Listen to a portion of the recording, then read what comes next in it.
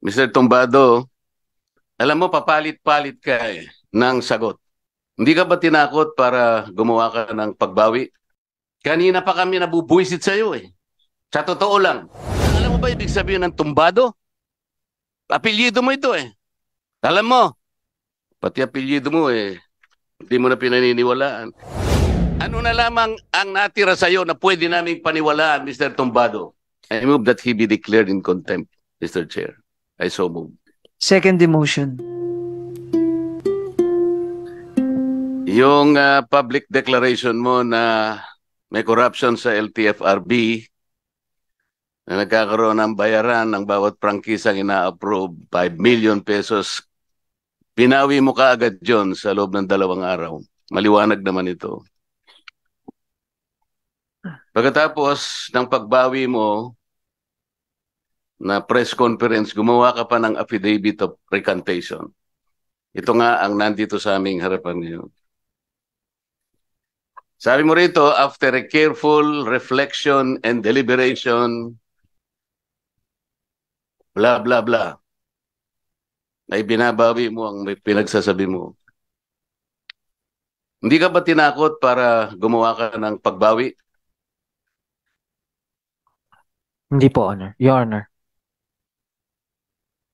Ito yung mahirap sa ganitong klaseng pagdinig, Mr. Chair. Alam mo, papalit-palit ka ng sagot. Ngayon, kasasabi mo na naman, hindi ka tinakot. Pero dito sa sinumpang salaysay na binigay mo sa NBI, ang sabi mo, nababahala na po ako sa aking kaligtasan at ng aking pamilya. I-reconcile mo nga itong dalawang ito. Ayaw naming sayangin ang pagdinig na ito, Mr. Tumbado. Kung ang sagot mo ay paganyan-ganyan lang, wala kaming panahon para sa'yo. Sabi mo hindi ka tinakot. Ngayon, kasasabi mo lang, sa NBI, sinabi mo nababahala ka na sa kaligtasan mo at sa iyong pamilya. Ano na naman ang totoo rito?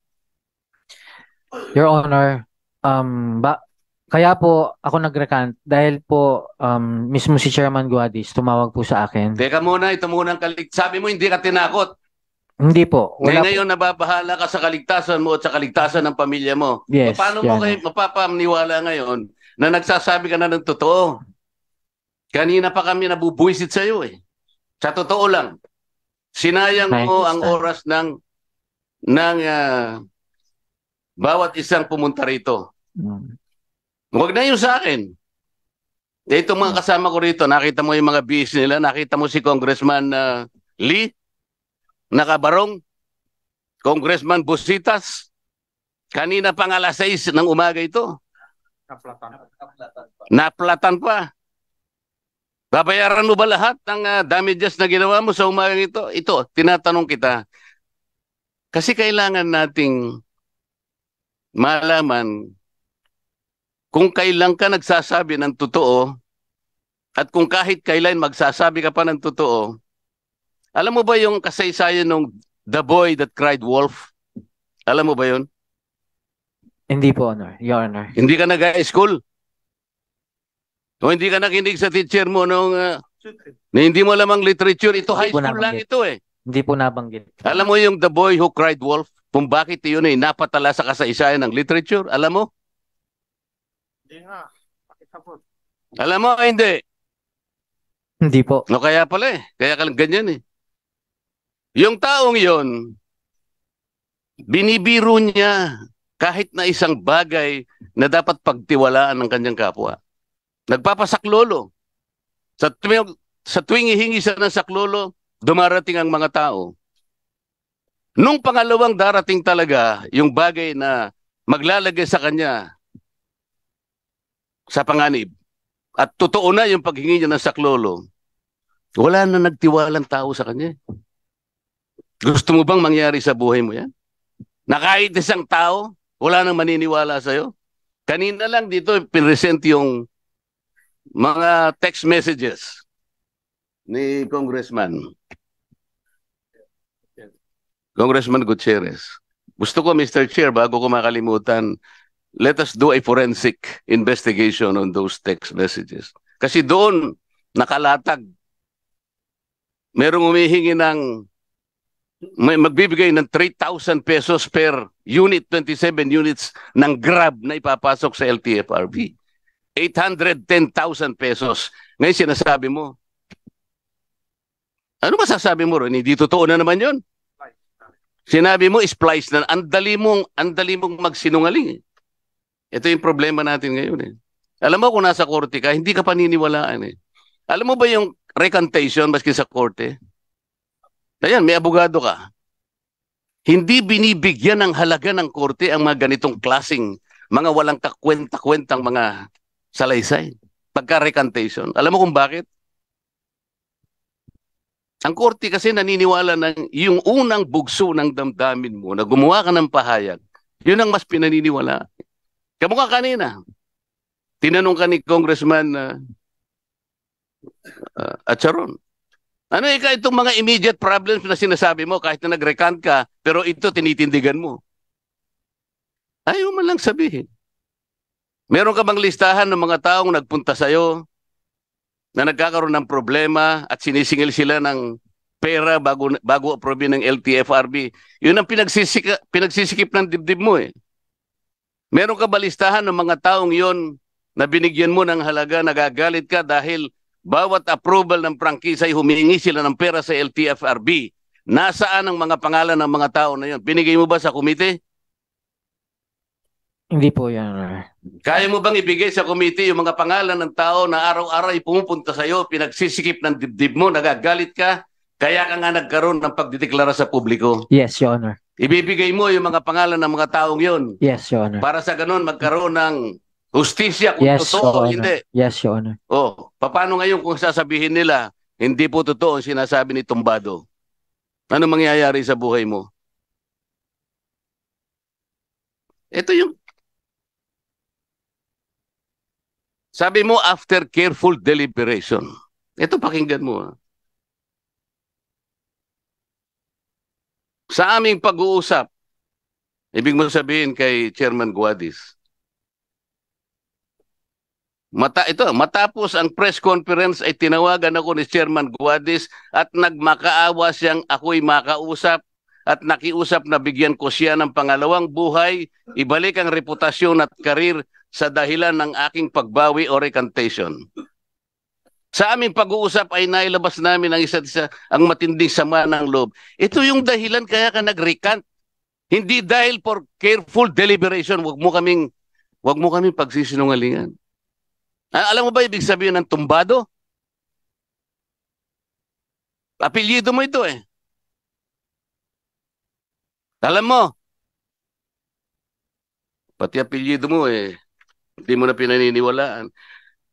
Ito ang huling tanong sa'yo. Ano ang paniniwalaan namin?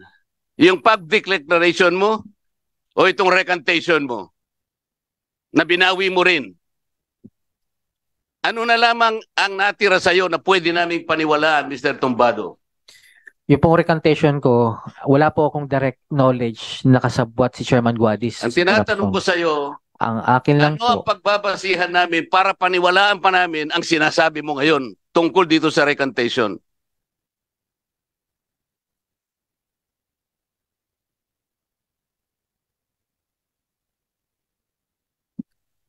wala po kasi akong ebidensya, direct evidences na magpapatunay na mapipinpoint po si Chairman Guadis sa allegations na po. Wala akong tinatanong sa'yo tungkol kay Chairman Guadis. Ang tinatanong ko sa iyo, ano na lang ang natitira sa pagkatao mo sa umagang ito na pwede naming paniwalaan? Para hindi naman masayang ang oras at pagpunta rito ng aking mga kasamahan.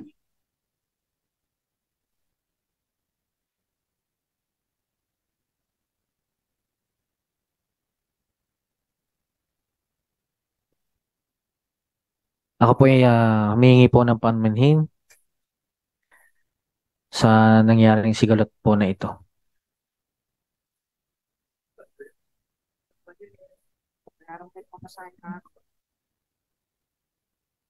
Ganun lang kasimple. Ang NBI ba naniwala sa iyo? Palagay mo? Yan lang po yan, Your Honor.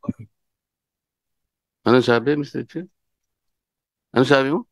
Depende na po kung maniniwala po sila sa salaysay ko yan. Meron, Mr. Chair, meron bang taga-NBI dito? Meron. Meron. Nasaan po yung mga taga-NBI na kumuha po ng sinumpang salaysay ni Your Mr. Honor, Tombado? Your Honor, we do not believe his statements.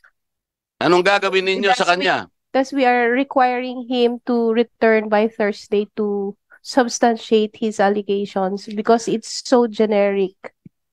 And he failed to name names and answers the essential questions, the 4 Ws and 1 H. Mr. Chair, ako po, ang motion ko ay i-cite po natin siya for contempt. Dahil po sa ginawa niya sa atin sa umagang ito. Ito po ay kawalan ng paggalang. Wag na po ako. Ito po ang mga kasama ko rito. At ang kabanalan po ng pagdinig na ito, hindi po biro-biro ito eh. Hanggat hindi mo na ipakikita sa amin na pwede kaming paniwalaan, bigyan mo kami ng pagkakataon, mahusgahan ka namin, na meron pang natitira sa pagkatao mo na pwede naming paniwalaan na magagamit ng kumiting ito. Mr. Chair, hindi po natin dapat palampasin ng ganitong klaseng paghamak. 1 minute suspension. Thank you, Mr. Chair. As I have maintained in my last statement that culminated into emotion, I believe the answers supplied by Mr. Tombado to us for every questions asked by each member did not bring any consolation, did not bring any enlightenment on the part of the members of this committee. After each and every question, Mr. Chair, there has not been any basis for us to believe any of his statements and answers or replies to every question. For example, as I have said, even the text messages presented earlier, initially he said that was what was the term given? Lies. No, the earlier term is that he said that is authentic. Yeah. And in the next question, he said it was spliced. And when he was asked whether the spliced material is still authentic, he said it's no longer authentic. So we cannot rely on the answers of this witness or this resource person, Mr. Chair. There were several questions asked, and I was here. I was earnestly listening to all the answers. I hope we are able to get something from him, but we failed to do that. That is why my last question is, ano na lang bang natitira sa'yo na pwede naming paniwalaan? Even that, Mr. Chair, wala na eh. So on the basis of our rules under Section 11, paragraph E and F, Mr. Chair, I move that he be declared in contempt, Mr. Chair. I so move. Second the motion. Any objection?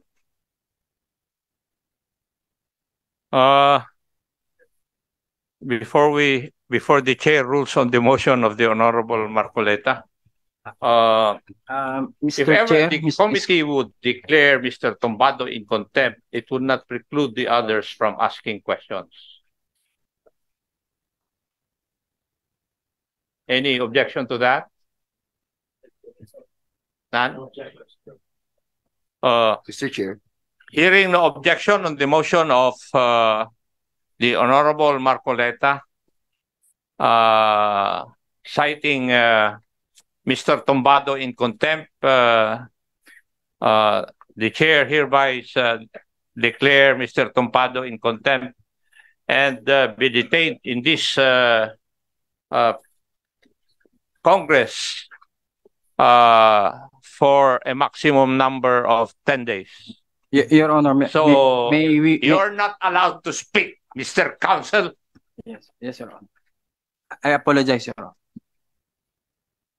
In the hearing of the House, the rule is that the counsel is not able to speak unless approved by the chairman. Before you should have come here, you should have read the rules. Do you want to say something?